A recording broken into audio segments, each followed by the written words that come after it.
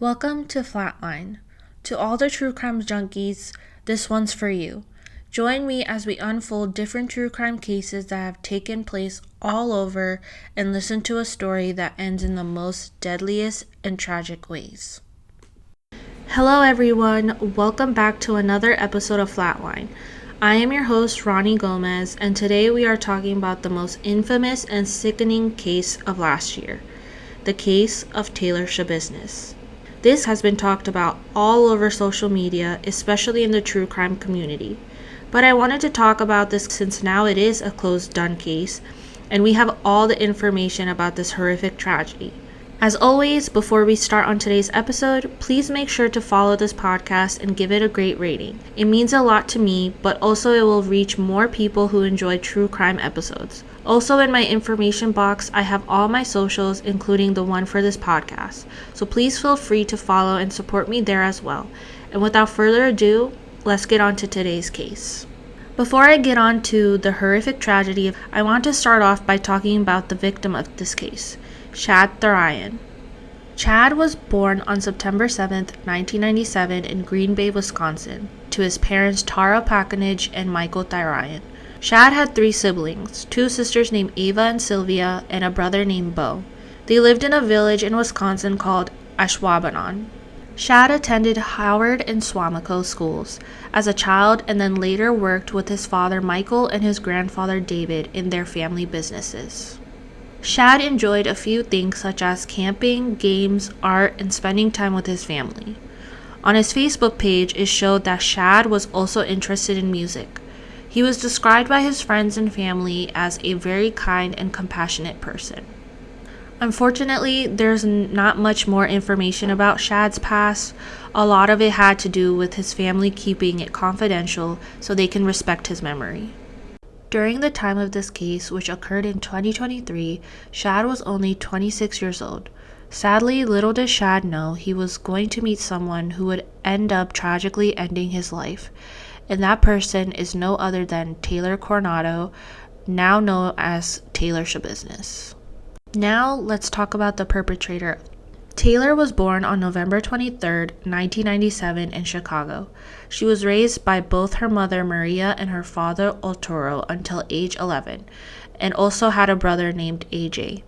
When Taylor was in the 4th grade, she and her family moved to Wisconsin, and this is when things started to go downhill for Taylor. So a lot has happened over the years, so I'm going to go in order of what occurred.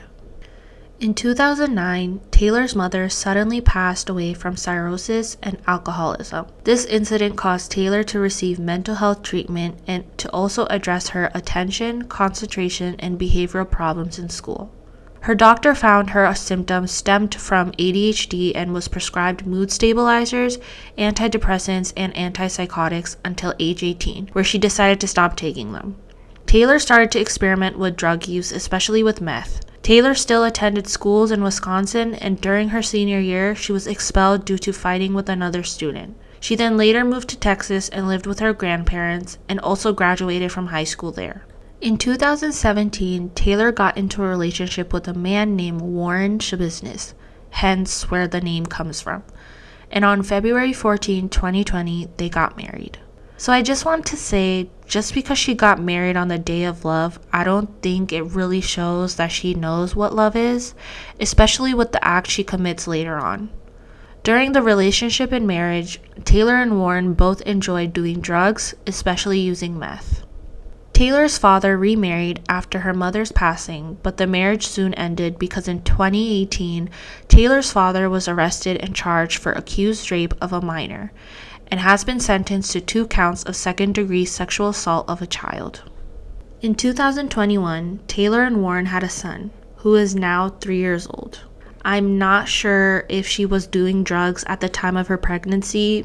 I didn't find any information stating, so I wouldn't be surprised if she did. But soon after the birth of their child, Warren was arrested for conspiring with others to distribute and possess mixed substance with detectable amount of meth. He was sentenced to 28 months in prison and is apparently supposed to be released this year. It was stated that he would be released from prison either January or July of this year, but I haven't seen anything stating that he has been released from prison. Also in 2021, Taylor was hospitalized after attempting suicide in April and May. She was now diagnosed with PTSD, bipolar, severe depression, and ADHD. In January 2022, Taylor was convicted of fleeing, eluding, obstructing a police officer, and being in possession of drug paraphernalia. Because of this, she was sentenced to 3 months in prison. Then in July 2022, Taylor's brother AJ was killed in a motorcycle accident. When reading the information about Taylor's past, I felt bad for her, for all the things that she went through, but that still doesn't justify what she ended up doing. So how did Taylor and Shad come about? Well, Taylor and Shad knew each other from middle school, but officially met after Taylor's husband Warren went to jail. They both had similar friend groups and interests. Their pair decided to start a friendship together. They started to spend most of their time together and really enjoyed each other's company. Soon, they started to enjoy doing meth together, and then later, their friendship turned into a sexual one. It was speculated that Shad was falling in love with Taylor, but Taylor, on the other hand, looked at this relationship more as a fling. We also have to remember that during this time, Taylor is still married to her longtime lover, Warren. I'm not sure if Shad had any idea that Taylor was married and that her husband was in jail, but I'm pretty sure Taylor made sure to keep that information to herself. And now this is where the tragic events of Shad Thyrion transpired. I'm going to put the disclaimer out here now. The events I'm about to unfold are very graphic, troubling, and upsetting for some viewers. If you believe that in any way, shape, or form, please stop listening to this episode now. On February 21st, 2022, it was a cold, snowy day. Around about 9:30 p.m., Taylor and an unidentified friend of hers picked up Shad. The three of them drove to Taylor's apartment and started to do some drugs together. The three of them were smoking weed, and only Taylor and Shad were smoking meth. After a while, Taylor's friend left, to which then Taylor injected Shad and herself with trazodone, which is a medication that is used to treat depression. It was reported by Shad's mother that at some point in the morning of February 22nd, Shad and Taylor drove to Shad's mother's house and went to the basement.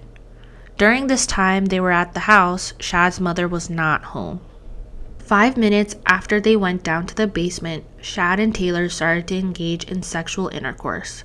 Shad got out 2 metal silver chains, one that he had around his neck and one that he gave to Taylor, which led them to engage in erotic asphyxiation. This is where oxygen is initially being restricted to the brain for the purpose of sexual arousal. Okay, honestly, I don't know how it never occurred to them that this could lead to strangulation, accidental or not. I don't get the whole arousal with strangulation thing, but to each their own. As they engaged in chain playing, Taylor proceeded to strangle Shad. As she was strangling him more and more, Taylor ignored all signs of Shad struggling, such as Shad coughing up blood and turning purple, all due to being caught up into the enjoyment she was having. I'm sorry, so you're gonna tell me that you saw him cough up blood and turning purple and all you cared about is you getting off? And nothing occurred to you that, OMG, I'm hurting him, or I gotta turn it down a notch? Really? Well, as you're probably thinking, this tragically ended in her choking Shad to death. And all of this took her about 3 to 5 minutes. She had plenty of time to stop and prevent Shad from dying, but no, she just continued and didn't care if he was dead or alive, which clearly shows she never cared about Shad or his life for that matter. Once she did realize that Shad was dead, you would think she would start to realize what had happened. To call the police, give him CPR while the police arrive, right? Wrong. This bitch decided that she'd rather proceed to perform oral sex and use toys on his body for the next 2 to 3 hours and then get help. Then she proceeds to think that what just happened wasn't enough for her. So she decides to go upstairs to Shad's mother's kitchen, grab her knives, go back downstairs, and proceed to dismember Shad's body. Taylor positions Shad's body on the bed and beheads him over a bucket and a storage container to collect all of the blood from the beheading. After cutting Shad's head off, she decided to cuddle up on his headless corpse. Even after all of this bitch was like, I'm still not done yet. She then proceeds to dismember his other body parts and also remove his organs, which she placed in plastic bags, the storage container, cardboard boxes, and the bucket after dumping Shad's blood she collected in the container down the basement shower drain. She was planning on taking all of Shad's body parts with her, but ended up not taking it because she was lazy. On February 23rd, between 2:30 a.m. and 3 a.m., Shad's mother woke up from the storm door slamming and then heard a vehicle. She got up and saw the light in the basement was on, so she went down there and discovered a bucket with a towel on it. She removed the towel and saw her son's Shad's head in it. Shad's mother's boyfriend called 911. County Public Safety, how may I help you? Yes, I'd like an officer at 829 Stony Brook. Girlfriend just woken me up and swears that she found her severed head of her son in the basement. Okay, can you repeat the address, sir? 829 Stony Brook. Okay, S-T-O-N-E-Y? Is it EY, right? Yes. No E. Just L-Y. Is that a house, apartment, or duplex? It's a house. What's your phone number?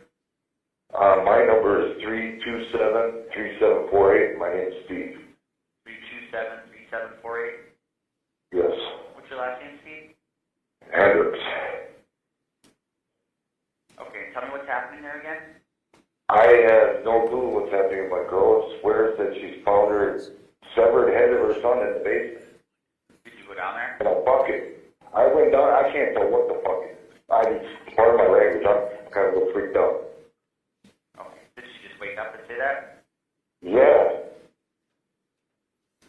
And whose head is it? She's claiming it's her son. How old is her son? 24, 25. Has he been missing, or? No, yeah, he was here yesterday with some chick, and then all of a sudden nobody's here. And she came up to use the restroom a couple times, and she keeps calling and calling, and now she's saying that she hears the phone down there too. Okay, is she with you right now? Yes, she's upstairs. She's a little freaked out, and I don't know what to do. Okay, all right, get in line. And you said you went down there, correct? Yeah, and I lifted the towel, but I can't see very well, and I can't tell what the hell it is. So there's something in the bucket. There's something in the goddamn bucket there. Okay. When the police arrived, they went straight to the basement to do a search, to which they found the bucket that Shad's mother found. He observed what appeared to be dried blood and bodily fluids on a nearby mattress. They also found his organs, torso, foot, and 2 knives. Shad's mother let the police know that Taylor was the last person seen with Shad. So some of the police officers decided to find Taylor's residence and question her about her time with Shad. When they got to her residence, they found her minivan parked outside. As the officers were heading to the door, they noticed in front of her minivan there were bloody footprints in the snow.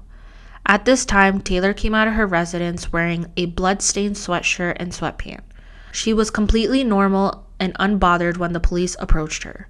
She was then detained, and a few other officers went up to her residence to look around for any evidence that would connect to anything that happened at Shad's mother's house.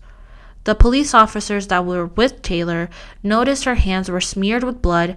As they looked closer, they also saw she had red marks on her hands and her left thumb had a cut. Her response to why she had them was that they were self-inflicted.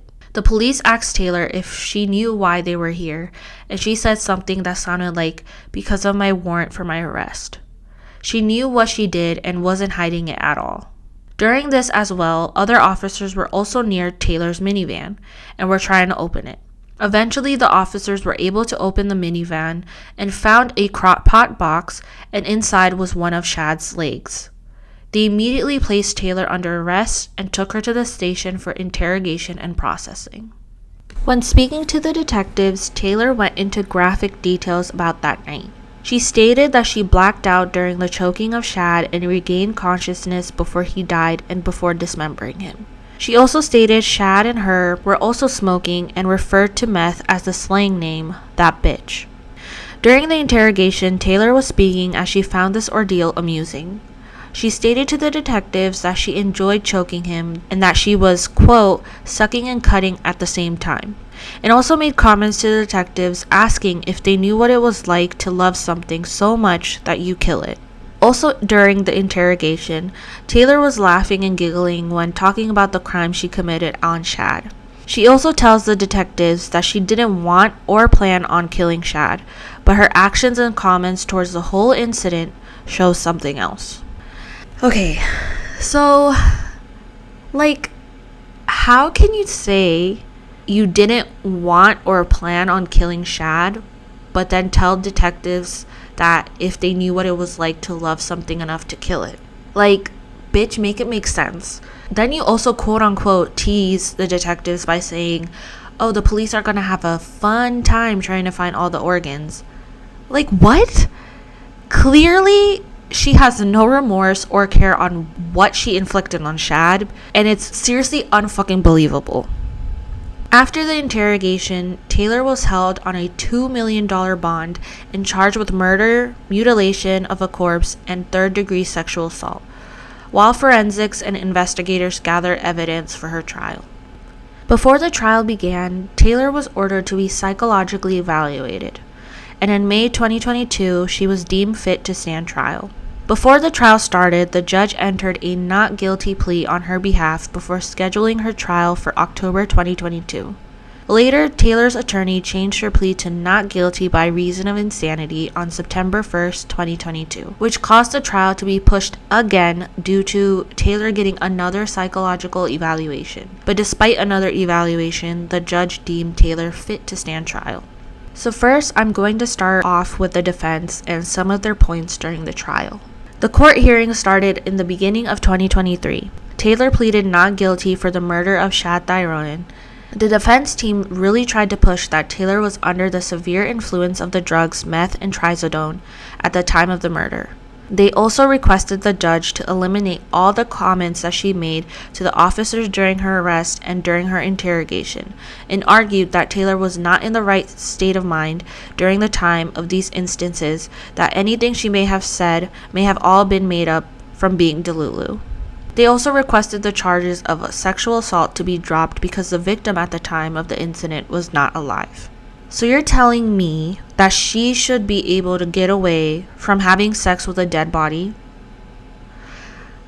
Sometimes I really wonder what goes on through defense's minds when trying to find reasons to find someone who is guilty, not guilty. How the fuck do you pull that out of your ass and then expect people to agree with you? I seriously really don't get it.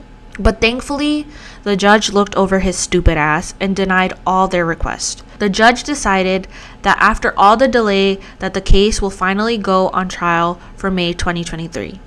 But before that could even happen, on February 14, 2023, an incident happened in court which was said to be Taylor's last attempt to prove that she was not mentally fit to stand trial. So she decided to attack her attorney. Due to this, there were more setbacks, but finally they were able to get the case on trial for July 24th, 2023. As for the prosecutors, for this case, the prosecution had a lot of evidence to back up their claims and charges on Taylor being guilty for the murder of Shad Thyrion. A few of those pieces of evidence were the police officers that were at the crime scene and at Taylor's residence, and the detectives who did her interrogation. The officers and the detectives stated that Taylor did not look under the influence when they talked to her, and she was very calm and aware of what was happening, what she was talking about, what happened, etc. She showed no remorse or care about what had happened to Shad during her interrogation. Taylor also told the detectives that the killing happened because she, quote, liked it. They also brought up the forensic psychologist that talked to Taylor. When she was on stand, she testified that Taylor has told her that she has a thing for the infamous serial killer, Jeffrey Dahmer. In Taylor's phone, they found 24 searches about Jeffrey Dahmer. Some of those searches were Jeffrey Dahmer walking into court all sexy, Jeffrey Dahmer's butt, and even Satanism. The defense was trying to motion to not have these evidence be used in court, but the judge denied, which I'm so glad he did. And lastly, they had the medical examiner come on stand, who gave more inside detail on what was found during the autopsy of Shad. And when I read what this guy found, I was really shocked and not expecting it. To state the obvious, he determined that despite the drugs found in Shad's toxicology test, Shad's cause of death was strangulation. But the matter of death was without a doubt a homicide. During the autopsy, he found that Shad's body was, quote, essentially bloodless, that the torso of Shad was cut in half and his back was, quote, filleted, and the muscles of the back have been removed, which exposed his ribcage and spine. He also stated to the jury that there were injuries that were consistent with other attempts to dismember the body, including stab wounds and attempts to remove flesh from the bones. He also explained that the way the victim's body was cut in half, this provided them access to the inside of his chest, pelvis, and abdomen. By having access to this, they also found Shad's left foot stuffed into his chest. In the buckets that were found in the crime scenes, there were also additional substances in them other than Shad's blood, which were spinal fluid, water, and another person's blood. Also found in the bucket that had Shad's decapitated head was his own penis and testicles. During all these statements from the prosecutor's witnesses, Taylor laughed and smiled, which further showed she had no remorse whatsoever. After all the evidence was laid out and before the jury went to make their decision, Taylor's grandparents and father testified on her behalf. Her grandparents stated that Taylor was very happy when her baby was born and that she has positive qualities to her. Her father stated that Taylor was very affected by her mother's passing and that Taylor had mental problems and did not respond to medication well. He also stated that Taylor had the ability to love and that she should serve her sentence but be eligible for parole. The judge gave Taylor the opportunity to speak on her behalf, but she chose not to. Taylor's husband also talked about his wife through a Facebook post while still in jail, stating that his wife should not get parole and that she needs to get help for her mental illnesses and drug use. It took the jury about an hour and 30 minutes to make their decision. On July 26, 2023, the jury convicted Taylor on all charges of first-degree murder, mutilation of a corpse, and third-degree sexual assault. On September 26, 2023, the judge sentenced Taylor to life imprisonment without the possibility of parole, stating the public had to be protected from her. Shad's father took the stand and forgave Taylor for what she has done. Again, to each their own, but if I was Shad's father or if something like this had happened to one of my loved ones, I would never be able to forgive them for what they have done. Taylor is serving out her sentence at Cheetah Correctional Institution, an all-female facility. Since the death of her son, Tara had to take a long time off from work to where she is financially struggling. So her family and friends have created a GoFundMe to help support her. I believe this fundraiser was created last year, but it is still open for donation. I will have the links in my information box. Alright guys, that's all I have for you all today on Taylor's case. I would love to hear your thoughts in the comment section below. I will be back soon to talk about another case with you all, but until then, I hope you all have a good day or night. Stay safe, and I'll see you guys next time. Bye!